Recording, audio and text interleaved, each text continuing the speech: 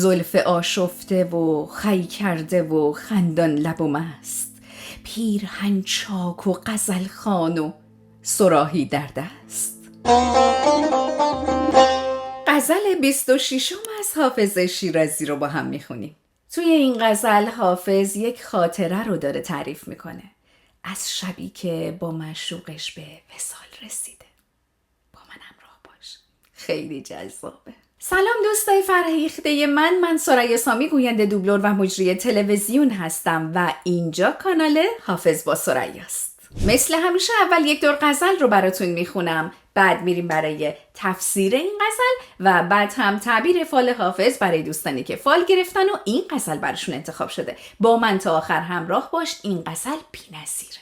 زلف آشفته و خی کرده و خندان لب و مست، پیرهن چاک و غزل خوان و صراحی در دست. نرگسش عربده جوی و لبش افسوس کنان، نیمه شب دوش به بالین من آمد بنشست. سر فراگوش من آورد و به آواز حزین گفت ای عاشق دیرینه من، خوابت هست؟ عاشقی را که چنین باده شبگیر دهند، کافر عشق بود گر نشود باده پرست. برو ای زاهد و بر درد کشان خورده مگیر، که ندادند جز این تحفه به ما روز الست. آنچه او ریخت به پیمانه ما نوشیدیم، اگر از خمر بهشت است وگر باده مست. خنده جام می و زلف گرهگیر نگار، ای بسا توبه که چون توبه حافظ بشکست. حالا این ویدیو رو لایک بکنین تا با هم بریم برای تفسیر این غزل. با من همراه باش.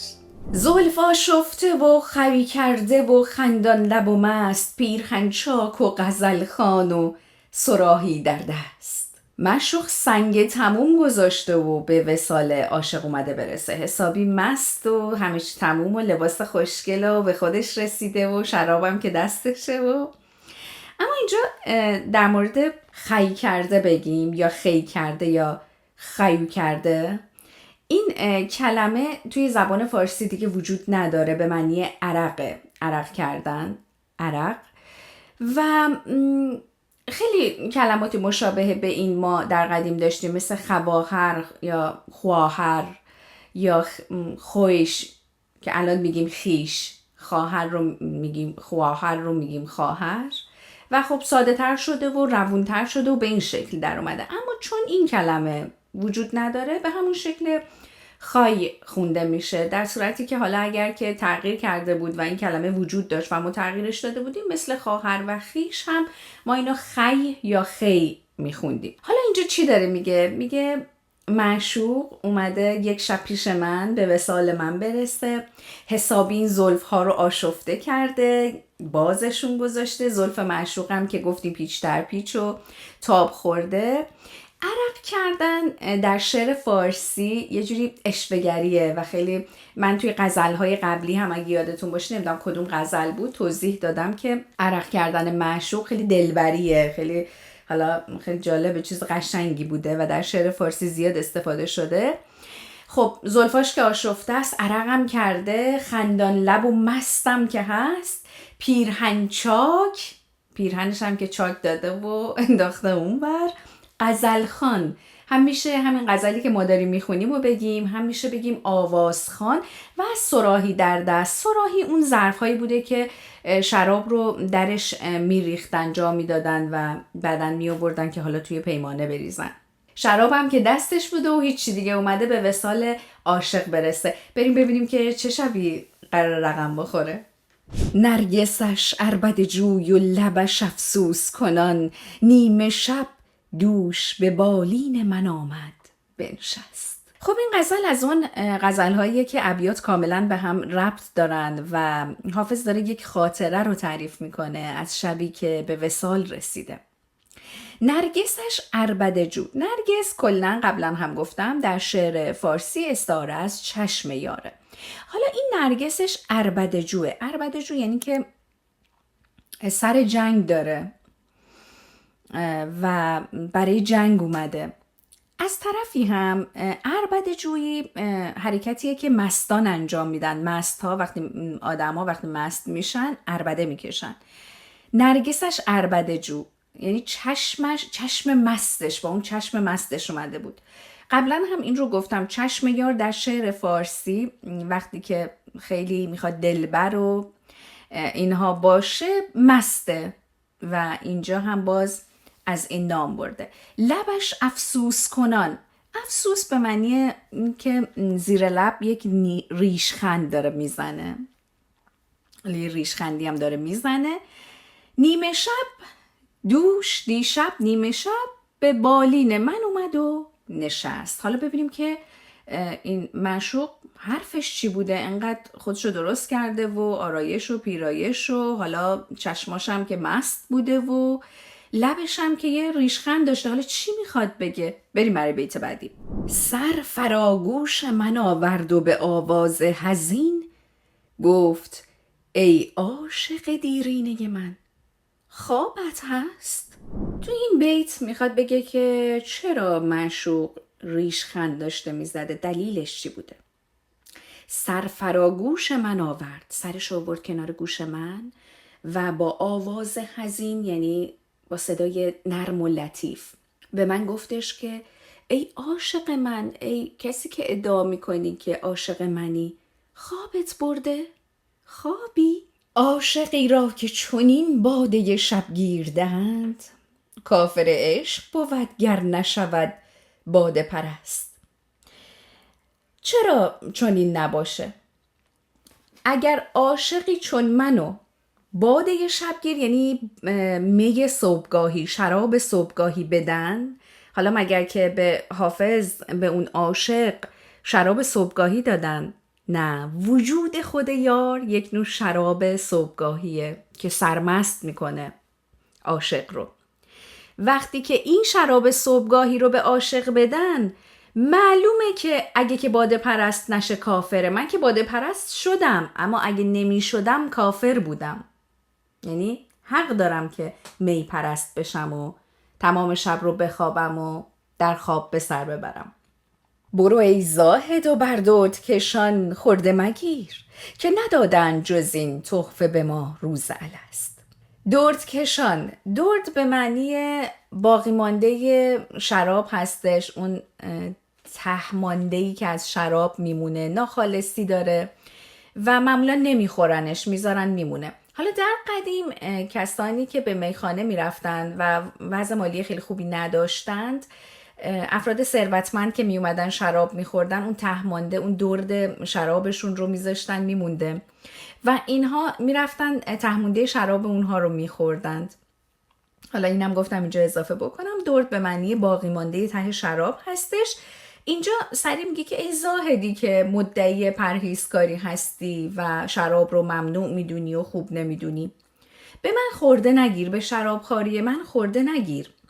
روز الست، الست توی غزلهای قبلی گفتم روزی بوده که خداوند لحظه آفرینش انسان، لحظه‌ای که میخواسته روح رو در انسان بدمه، بهش میگه که الستو برب بکن، آیا قبول داری که من پروردگار تو هم؟ و انسان هم جواب میده که بلی.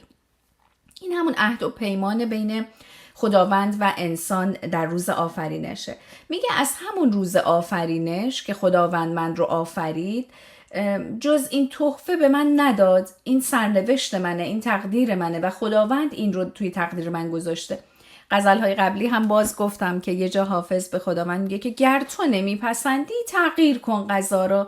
اگه تو این شرابخواری من رو نمیپسندی، دوست نداری، خب عوض کن این تقدیر رو. تو این تقدیر و سرنوشت رو به من دادی. اینجا هم باز داره دوباره از همین صحبت میکنه. آنچه او ریخت به پیمانه ما نوشیدیم، اگر از خمر بهشت است وگر باده مست.